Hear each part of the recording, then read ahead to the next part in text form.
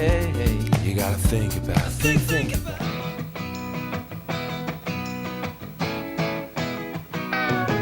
Get your skis shined up, grab a stick of juicy fruit. The taste is gonna move ya. Take a sniff, pull it out. The taste is gonna move you when you pop it in your mouth. Juicy fruit is gonna move ya. It juices soft, it gets right to ya. Juicy fruit, the taste is gonna move ya.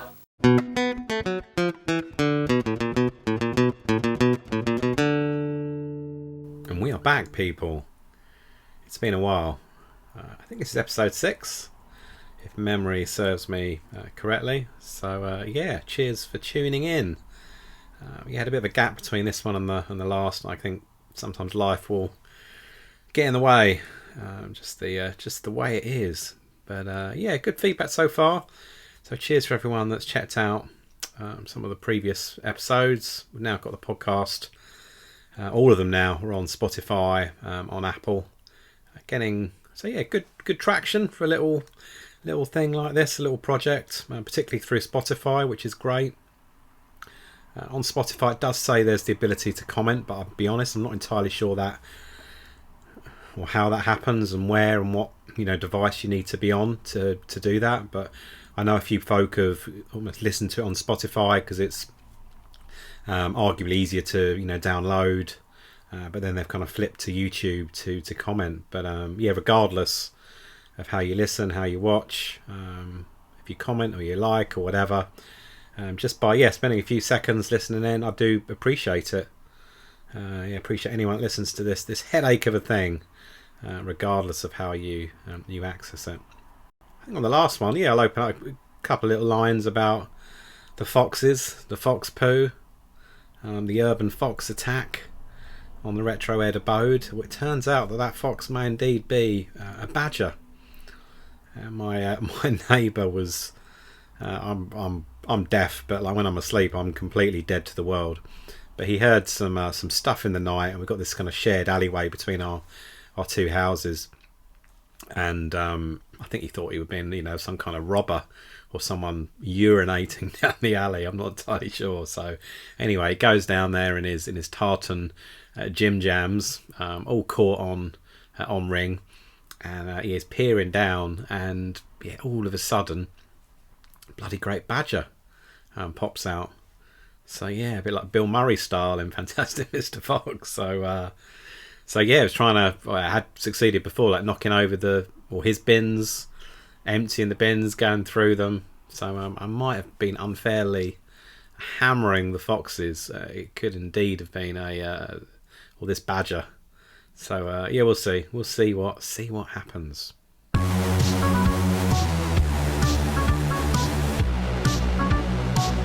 It's a retro shout out. Right, we're going to go straight into it with a retro shout out, and this is a really, really straightforward shout out because the guy is a friggin' legend, and he's done quite a bit of content, really regular content, at least weekly kind of live stream, sometimes several, going through pickups, what he's watching, what he's reading, what he's digesting in terms of media, etc, etc. But yeah, it's Tony Fighter 2, and he did a recent podcast, I think it was this very week, and prior to going through or talking about some of the stuff he's picking up and enjoying, he did a piece around his kind of his mental health, and I just really appreciated appreciate that, and respected is probably the word I'm looking for, just his kind of like transparency about some of his own challenges, his own demons, and what worked for him and how he dealt with it, and just encouraging others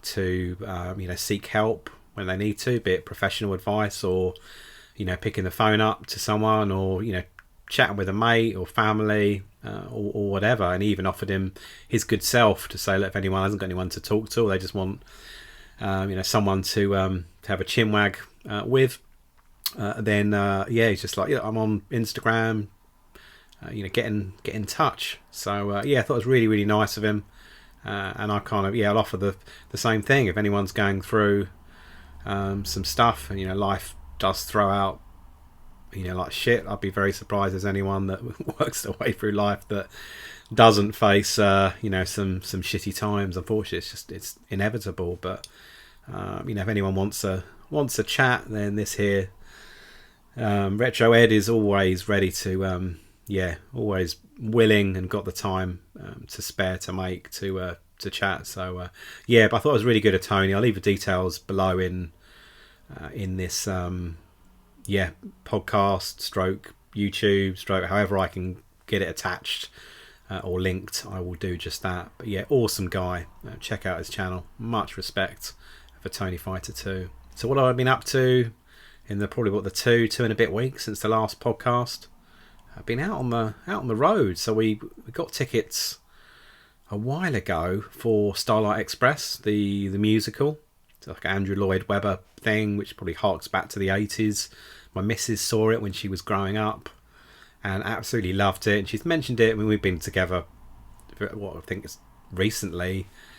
Well, I think we're over the quarter century mark, probably 26, 27 years we've been together. And every now and again she's mentioned it. And I think they did a bit of a resurgence a few years ago. It kind of came back and then it went away. And then in London, it opened up this year. So for last Crimbo, I managed to get tickets. Her Crimbo present. It's a long bloody drawn out Crimbo present, isn't it? But eventually last weekend, last Saturday, we popped up to see it. But yeah, it's absolutely freaking awesome. For those of you who don't know anything about it, it is a musical. Plenty of tunes, obviously specifically written for that musical. Focused, sounds a bit random, but like focused on kind of trains. Each of the characters is a train, and in this particular version, so this latest one, it's almost like the trains are owned by the kind of toy things of a kid, and this child actor's just like phenomenal. I don't know how, they're single digits for sure, but how they can act and sing and work their way through what a good 2.5 hour musical is pretty bloody amazing. But yeah, the tunes are predominantly like 80s songs, but the big draw, which I found was awesome, was the fact that they're all on roller skates. Obviously the illusion of the wheels, but yeah, they're on roller skates, and there's like a track, so to get to your seat you literally climb over or you stand on and walk on the track to get to your seat. And you can't, I quite like it really, because whenever I typically go to a concert or a show, people's bladders or whatever, they just get up and they sit down. It's like, Jesus, can you not just stay seated for a bit? But with this, you can't move because there's probably a cast of a good 25 people like skating around like bloody crazy. But yeah, it was awesome. There was some guys on not skateboards, on little bike things, scooters, that's the bloody word. They were on scooters, they were kind of nipping around, they were doing like somersaults and all sorts, looking in like the program, and they're kind of world champions in various kind of crazy wheeled sports. And they were pretty cool. So yeah, it was a lot of fun. I think there was a new song that they produced, and I think it's been released as a single somewhere for this particular show. I think I just try and jazz stuff up periodically, but I would use a couple of the songs, but yeah, I hadn't kind of done much homework. I hadn't listened to stuff before going to see it. I thought I'd just go along and enjoy it. I did. So yeah, recommended. I think I struggled to find any type of live media. There's very few that I don't enjoy seeing, even if there's certain things which I wouldn't watch or listen to at home. I think when you're out and about, just seeing something live is quite different, and it adds it's a nice kind of feel and different enjoyment to it. It sounds a bit random. I haven't been to many, but I've even done friggin' few like couple of operas and stuff like that, and kind of classical music renditions where I never listen to any opera at home, and a bit of classical music every now and again as a bit of a therapeutic chill, but that is few and far between. It's normally the likes of Guns N' Roses and Radiohead and Britpop stuff. So it's good to check out some live stuff, which was cool. So that was that, and I think it was the day after. A few guys local to me in Southend-on-Sea, good old Essex, have pulled together. They call themselves the SOS, as in Southend-on-Sea, the Toy Collective, and they put on their very first event, which was at an old fire station, a Hadley fire station, not that far away from where I am. It's like 10 minutes up the road in the old car. So I went to check it out, and I've got to say, for a first event, it was awesome. I think it was almost the event. I don't know if they were probably not expecting the amount of people that turned up. There was queues. I was there for opening, and the queues were huge. And I think say if it's probably more when they do a future event, I suspect they'll have a larger venue. But it was, regardless of that, I'm really bloody nitpicking. It was fantastic. There's so many traders, a whole array of different toys for sale across all retro, but across many decades, predominantly I'd say 80s, 90s stuff, and some few 2000 bits, but we're talking, of course, Star Wars, He-Man, Transformers, there was Mask, so there was toys, but there was also annuals. I grabbed a Dick Tracy figure from like the original line, which is just like superb. Absolutely loving that, and a bit random, but like a goofy little bath toy thing, as in Disney's Goofy. And for my son, who's got a bit of OCD obsession with that character, so that's pretty cool. From from like early 80s, and a few of the local shops. So is it Cursed Earth Comics? They were there, obviously selling their wares. The Fab Ali was there from Retro Hunter, selling his wares. So his shop, everyone thinks, it's just video games, but it's video games and a ton of toys. Half the shop is a bit on the right, which is just dedicated to toys and annuals and books, and stuff that you would have found in your stockings in your Christmas stocking. I'll be a bit more specific. Back in the 80s, not any old stocking, 80s and 90s. So that was really, really cool. So just grabbed a couple of bits. Met up with the fantastic Nikki, who has the channel Comics and Retro. So again, if I remember, I will link him. But top guy, into a lot of similar stuff to myself. Really into turtles. He had some awesome turtle related pickups and a few other bits there. But again, he's local. I just missed him earlier on this year. He was in Retro Hunter, and I was with Marathon Gaming. I was meeting Scott there, and just missed Nicky. So it was nice to catch up. I had a bit of a chat about all things toy related and YouTube and bits like that. So check out his channel. He's saying an up and comer. He's doing well, but he's gonna go places. Proper enthusiastic, lovely top bloke. And I think it's next week, perhaps a week tomorrow. So it'll be Sunday the 10th. There's the London Gamers Market, so I'm going to try and get to that. I'll see how we do. It really depends on funds, but we'll see. Coffee, please.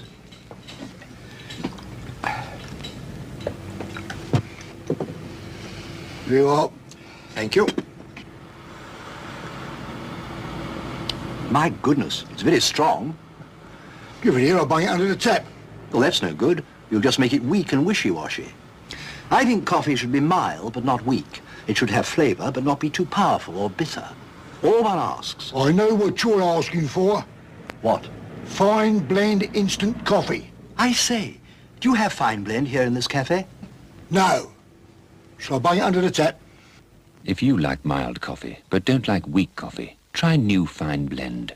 Retro Dilemma. No. Retro Dilemma. No. Look at me. And for this week's Retro Dilemma, is modern music shit, or have we just turned into our parents? That's the question that we're posing this week. So I don't know. I get that feeling, and maybe everyone gets it. Surely our generation was the best generation when it comes to me. Surely, the films in our era were the best, the music was the best, etc., etc. But is that true, or is that potentially what every bloody generation thinks? But sounds like a bit of an odd thing. But if I focus on music, there's obviously a lot of various media forms, but there's almost too much music out there. There's all these bloody different platforms. Makes it very different, very difficult even to wade through, differentiate what's enjoyable. There's not that I've seen anywhere, like meaningful rankings or top tens, apart from stuff that is completely driven and overtaken by these mega artists that just seem to have every position in those charts. But it might be the old man in me, but it feels like a lot of new songs are like rinse and repeat in terms of their efforts. The vocals are way too overdone, well polished. I'd like a bit of edginess, a bit of raw in my tunes, particularly in bands I listen to, and the front man, front lady, or whatever. Try to stay PC, people. But yeah, when it's overdone, it just feels a bit blah, a bit bland, and it's just almost by being too perfect in the production. The irony is, to me, they lose their appeal. To me, anyway. Interested to kind of get your views on whether or not you think I'm talking a load of BS. But yeah, that kind of setup for me really always, say more often than not, always pushes me to revert back to the tried and trusted bands and albums and tunes that I've listened to from back in the day. There's very few modern artists that I like kind of listen to, and it's probably maybe more modern albums from older artists that I've just kind of followed. But yeah, like I say, perhaps this is just part of aging, being a bit dismissive of newer things.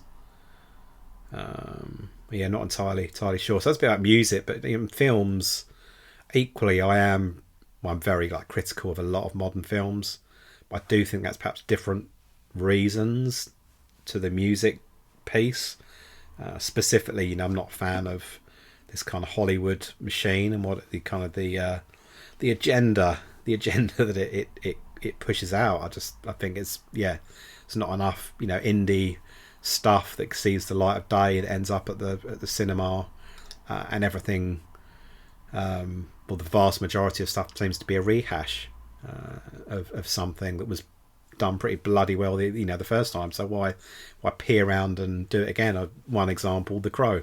We'll leave it at that. A pretty damning example. But that's cinema, that's films. I don't feel the same about TV, and I don't feel the same about gaming, because I watch probably more TV series than I ever have.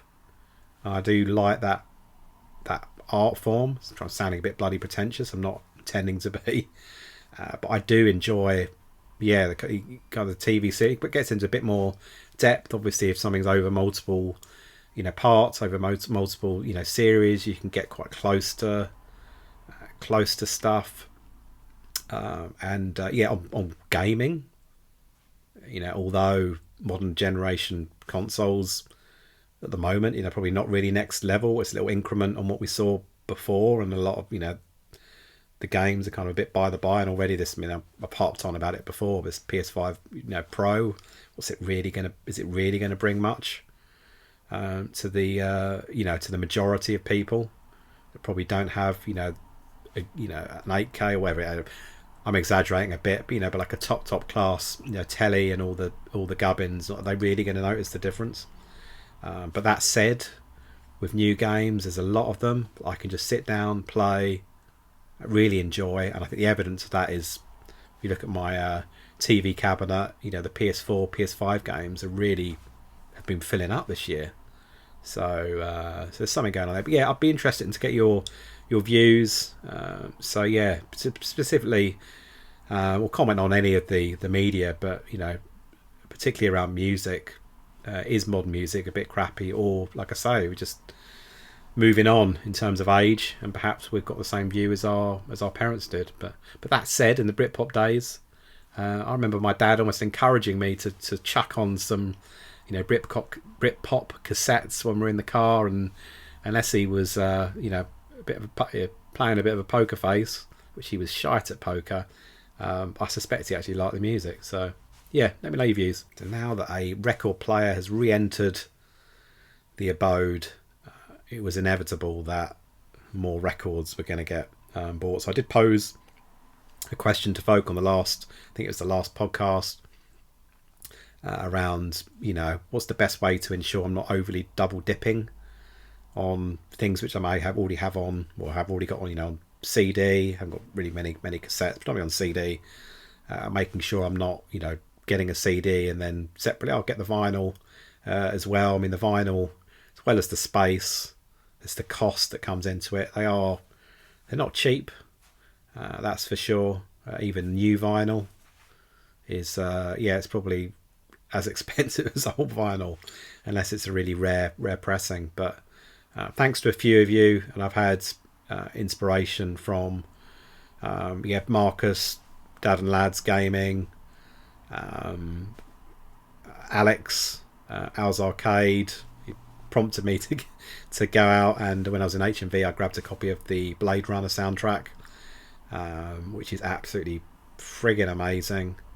And who else was there? Steve, KoopasWorld, on his recent pickups. Go check out Steve's channel if you haven't done so already. Hasn't done a video for a while, and then he's done a fantastic pickups video. But on this pickups video, he was talking about, I can't remember which one it was, but he grabbed some of the data discs. They've got the rights to Sega music basically, and then they put them on pucker looking vinyl, and it's all very it's like arguably it's remastered. It just sounds like beautiful. So I have grabbed a few of them. I've grabbed the Space Harrier soundtrack and the first two Streets of Rage soundtracks. I haven't really got can't bring myself around to buying the third one, even if it will make it a bit more complete. But saying that, have they done a 4 soundtrack? Maybe they have. But anyway, I've got the first two, but I'm going to focus on soundtracks, compilations, and then what I'm going to call like the best of the best. Just going to grab a drink. Sorry about that. So best of the best artists, albums that I love. Perhaps top 5, top 10. Top 10 is probably a bit more realistic. So, you know, Radiohead, for example, you know, OK Computer, absolutely, that's just iconic album for me. Blur, Modern Life is Rubbish.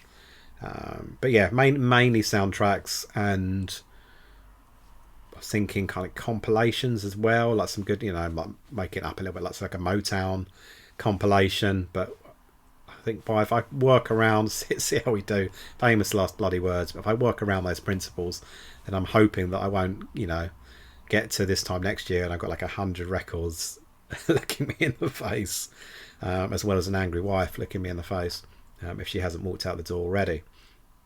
But yeah, on the soundtrack side, I spoke about last time The Boy and the Heron, Studio Ghibli, the latest offering that they've got. Saw the film. The soundtrack is fantastic, and I managed to get a lovely gatefold, double gatefold album of that. So yeah, 2 awesome records, loads of tunes, fantastic. From Retro Rewinders, the place local to me, I got Cowboy Bebop soundtrack. Fantastic. Hopefully you guys have seen it, otherwise I strongly recommend it. Like 90s anime. It's set way into the future, based on or focused around a few bounty hunters, and the soundtrack is, I don't know, some beautiful jazz, blues, and the composer, is it Yoko Kanno? Probably butchered the name. She was particularly young at the time. When you listen to it, you just think it's an amazing work of art. It really is. So fair play to her. Absolutely awesome. And also from Retro Winders, and I put it on the old Instagram, a photo of it with Bootleg John pretty much drooling on it, but still showing his stony face. Transformers soundtrack, which is there's quite a few songs on that. Obviously, like Stan Bush, there's you know, Dare, You've Got the Touch, but then there's some other ones as well. I can't remember off the top of my head, but some really like catchy tunes which I can remember from the movie. But yeah, up until listening to the soundtrack, I'll be honest, I wasn't really kind of focused on them. So it was a pleasant surprise. And the cover art, it's in a lot of vinyl because it's got some good dimensions to it. It's a nice, nice kind of display, nice format. But the some of the artwork is a beauty. So very quickly, in terms of what I'm playing, all of my time that I have spent gaming, and it hasn't been a lot. There's a few days where I've been busy with other stuff on an evening and just haven't got round to it. But I put a few hours into Silent Hill 2. I can't remember if I'd started that when I did the last podcast. I'm probably about 8 or 9 hours into it. I've just got through the hospital and I'm now in there. There's like a nightmare hospital bit which seems the same layout, but a lot of different shit going down, a lot of shenanigans. I've had my first fighting encounter with Pyramid Head. I think I've seen him about 3 times, but I had my first ruckus with him, and I've just fought the boss in the hospital, which was some random thing popping down from the ceiling, which looked like it was I don't know, a horrible like creature thing in a metal cage. So you have to it hangs from the ceiling, tries to attack you, you've got to shoot its hand, it falls down, then you've got to whack it or shoot it.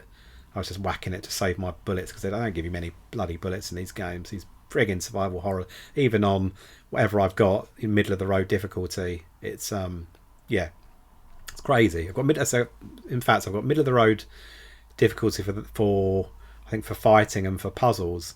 But I'll be honest, maybe I'm just a dip shite, but the puzzles are really challenging. I like to think I'm of moderate intelligence, moderate, average, and it's just like these puzzles are not average. They are well hard, particularly when you're crapping yourself because you're looking at a code or a sequence and you've got like horrible zombie nurse things around the corner, or there's like cockroaches, or there's things crawling on the floor.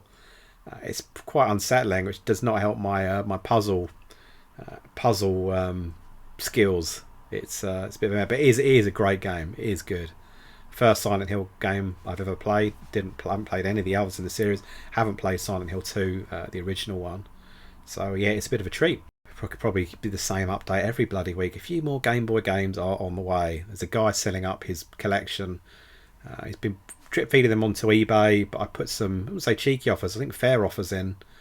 But he's a proper, well, up until now anyway, has been a collector that has really gone for nice stuff and looked after his collection. And even the way he's sending me bits is so well done. Like the biggest of boxes. And the missus is like, Christ, what have you bought? Da, da, da. And there might be like one game in there, but he's just packed the hell out of it. And he's superb. Even had this one, what game is it? It's Yoshi's Cookie, and there was a bit of a like a little bit of a sticker on the front, but just like more the adhesive element of it. And I messaged him and just like, look, what's the chance of that coming after? And he basically has kind of removed it ahead of me buying it. So if it sounds awful, but he was like, if I screw it up, I was just like, no pressure, but he looks beauty. So I've gone for this. There's some nice things in there. So I need to do a pickups video. I haven't done a pickups video in a few months. I think it was summer Scotland time, like July perhaps. So if you don't like Game Boy, it's probably not going to be the pickups that you'd enjoy. But that said, perhaps I'll go through some of the vinyl and a few other bits. Let me know. Ah, what a beautiful sight. Tis and all. Makes you feel proud to be a Yorkshireman. You don't find much like it outside Yorkshire. No, a lot of it's just flat and boring. Not up here, though. I could sit here and drink it in all day. Couldn't you just? Come on then, let's get on. John Smith's bitter. Yorkshiremen love it because Yorkshiremen brew it. And yeah, finally, what have I been watching? I've been going back to some good old Peter Kay. I've been watching Phoenix Nights. So a bit of Brian Potter in his wheelchair on his Stena stairlift. A bit of Rave On behind the decks. Jerry the Saint with his issues, and yeah, of course Max and Paddy as well. So yeah, it's bloody brilliant. It really is. I don't know, maybe there'll be a point when the numpers in the world will declare that it's not, it's not politically correct enough, but it is superb. A few other appearances from people such as is it Kaylee Kitson, who was involved in Peter Kay's like the car share. So yeah, he's looking very, very young. Obviously it was a few years prior to car share, but yeah, just a couple of seasons. It's cheap as chips to get if you haven't seen it for some crazy reason, or you did see it and you want to rewatch it. CEX or Music Magpie, it's pennies, people. And yeah, I think once I've done that, I'm pretty much nearly done on the second season. Quite keen to move on to some Psychoville. So I was having a message exchange with Tom. I'm going to forget his blooming channel name. I'll tag it. My memory is really poor. Apologies, Tom. I'll tag it below, so go and check it out, people. But he'd picked up the League of Gentlemen on UMD, and he gave Psychoville a bit of a shout out, and I realised I hadn't seen it. I do own it, but I just haven't got round to seeing it. So it's by the folk that do Inside Number 9, so Reece Shearsmith and Steve Pemberton, and I do enjoy all things that they do. And yeah, I'm going to check out Psycho. A few people have said, look, it's well worth watching, so that'll be one to watch. And that is it, peeps. So sorry, it's been a bit of an overdue one.